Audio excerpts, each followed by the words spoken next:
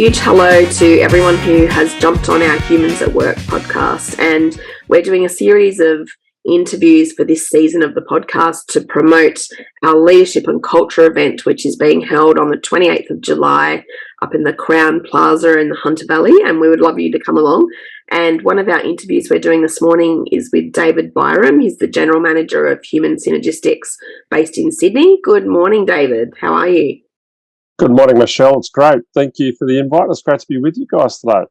My pleasure. I can't wait to hear you do your talk at the conference. I'm very much looking forward to that. It should be exciting in July, so very excited. Yeah. What I thought we'd do today is to have a conversation around, first of all, what Human Synergistics is and what you do, because some people haven't heard of what you do. So maybe if you start with that and then we continue from there.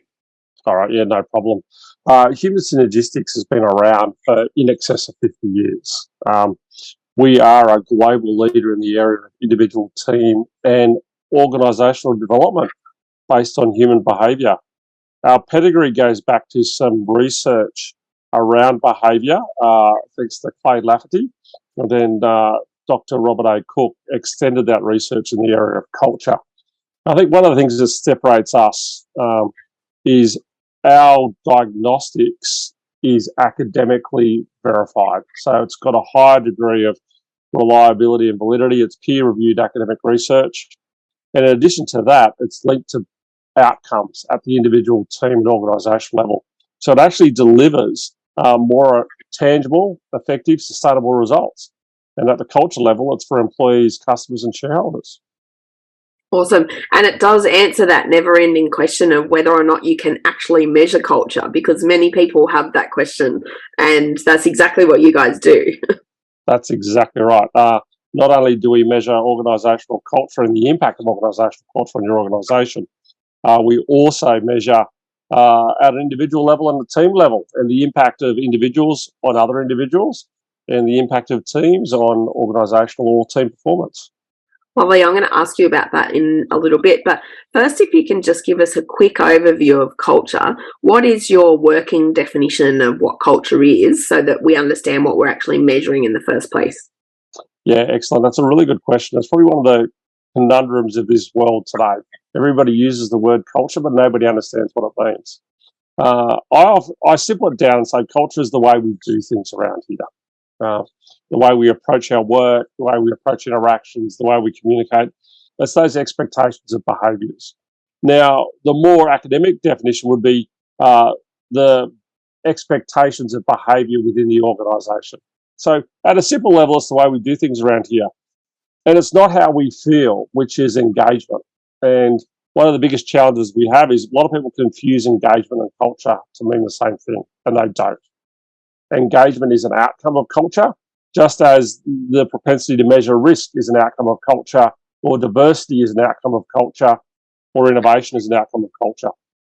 Culture is those underlying behaviours that drive or set the expectations of how I should behave in the organisation. It's the best predictor of long-term performance in your organisation. And what I often say to clients is you've got to be careful.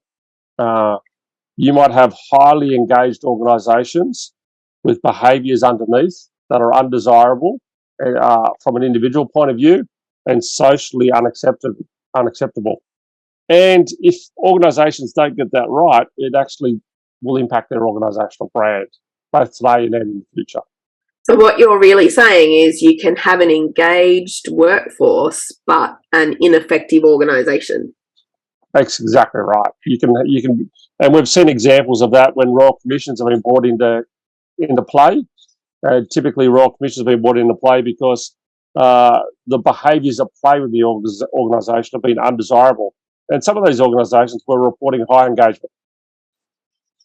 I think it's fascinating because a lot of clients that I know of tend to have the feeling if they're measuring engagement, then everything's fine, that, there's nothing else that they need to measure or to track. So I think there's not a wide burst appreciation in that element that you just talked about the difference between leadership and culture, and between culture and engagement, I should say. Technically, if we dig a bit deeper, the engagement's actually a subset of organisational climate. And organisational climate is how I feel, my attitudes, and the perceptions around how we make decisions in the organisation. And these are some of the things we'll explore at the conference when we're together in July. So engagement's that subset. It's the outcome piece. And typically engagement's the average of motivation, satisfaction, and intention to stay. But one of the challenges, some organisations say you can get an engagement measure by asking one question, which is dangerous because there are different variables to it. What's even more dangerous is they use engagement as a proxy for culture. And as we know, that culture is the behaviours at play, not necessarily how I feel. I might feel a way about an organisation for a whole lot of variables, which are the other climate variables, the way my leader talks to me, the way my leader communicates with me, the way my leader involves me, the way my job has been designed, how we set goals in the organisation. Do I understand who the customer is and who our organisation is? There's a whole lot of variables that go into driving what's our organisational culture. And of course, the sum total, culture is the sum total of a range of individual set of behaviours. So I'm interested, can you just tell us briefly about your tool, the Lifestyles Inventory, and how it measures at the individual level and the individual's contribution to culture? Yeah, so it's a really good point. And a lot of people believe they can aggregate individual profiles to get a culture profile. The short answer is you can't. They're different things. My individual profile and aggregating individual profiles will give you the interpersonal climate of a group. So individually, we can measure the behaviour and the thinking of leaders using the lifestyle inventory.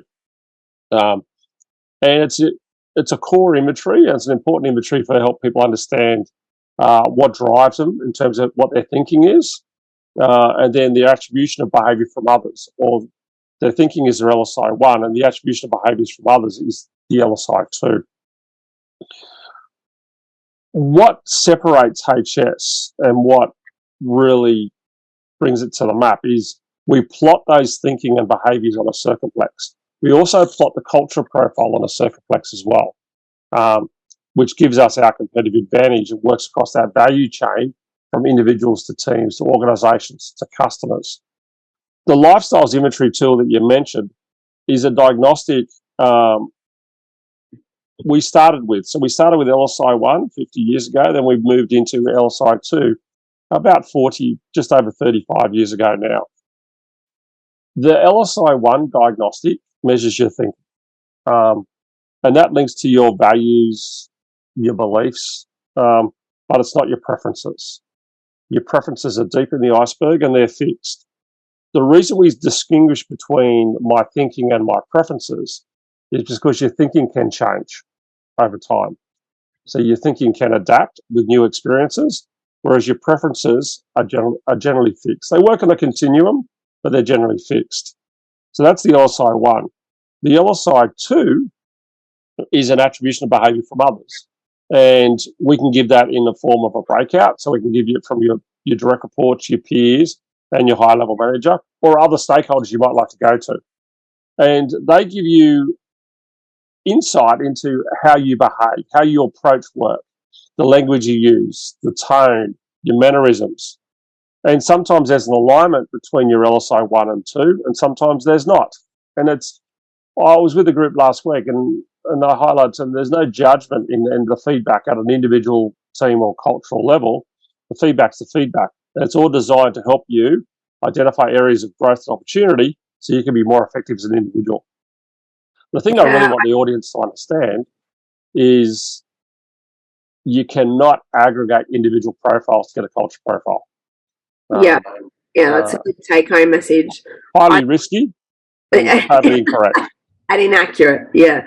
And I always describe the difference or the variance between the LSI 1 and the LSI 2 as the juiciness for coaching, because that's what allows you to get into some really great in-depth coaching conversations with clients afterwards. So it's a very valuable tool.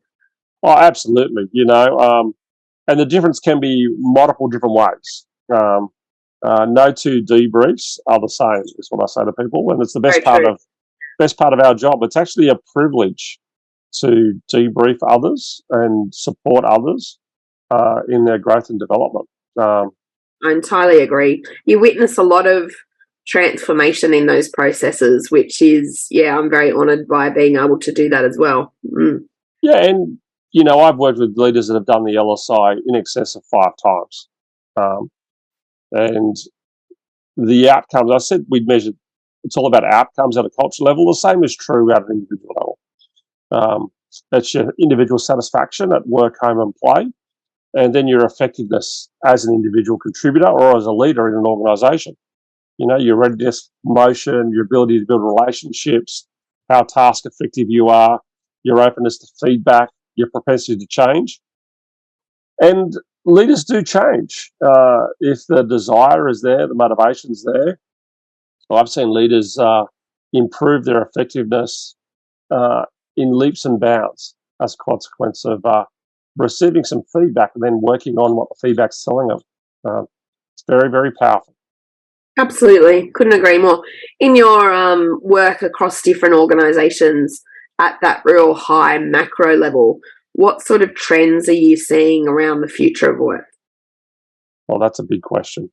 Yeah, it's a big question for the last question too, isn't it? That's a massive question.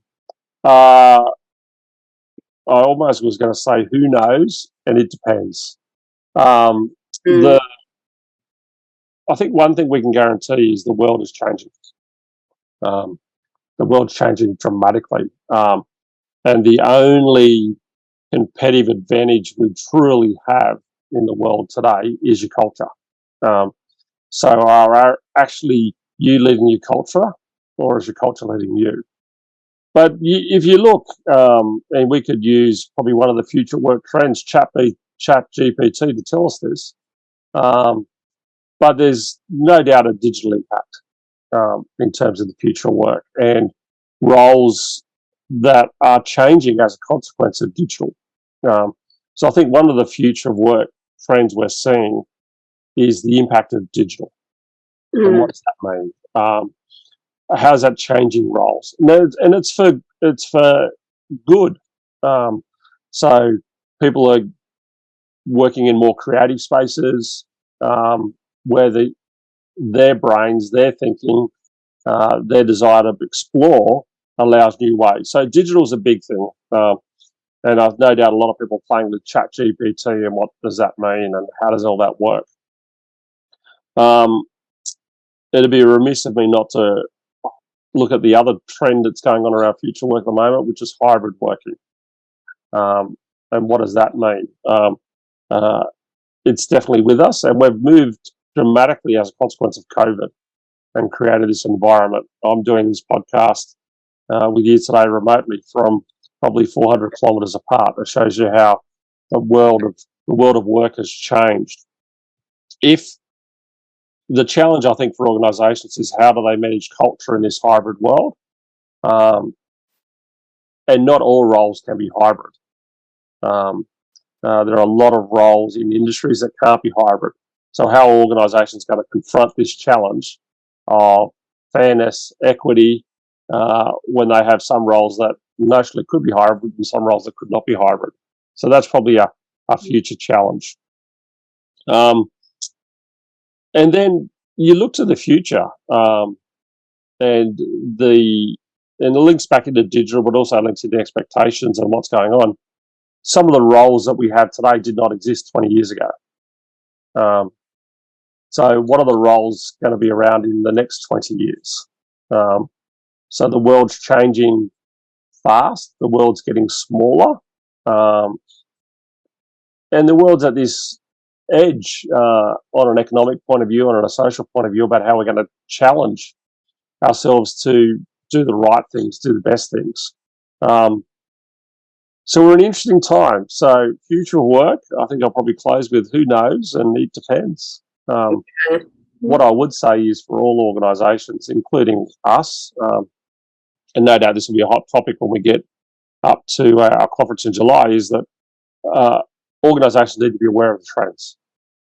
They need to be looking at the trends, understanding what some of these macro trends are, and then adapting. And you can only adapt if you have a culture that's willing to explore, a culture and behaviours underneath that are truly looking to understand, be creative, and not stuck in your current ways of working. Absolutely. Thank you so much for your time this morning, David. I really appreciate it. And as I said earlier, very much looking forward to you being one of our keynote speakers at our Leadership and Culture Conference, which is being held on the 28th of July up in the Crown Plaza, which will then be the Ridges, by the way. By then it's changing brand. Up in the Hunter Valley. And if you're interested in getting tickets for that Leadership and Culture Conference, you just need to get onto 3wsbeingmorehuman.com.au website, and you can either buy one ticket for yourself or you can buy a table of tickets for 6 people. So thanks so much, and we will see you up there. Cheers, David. Thanks a lot, Michelle. Stay well.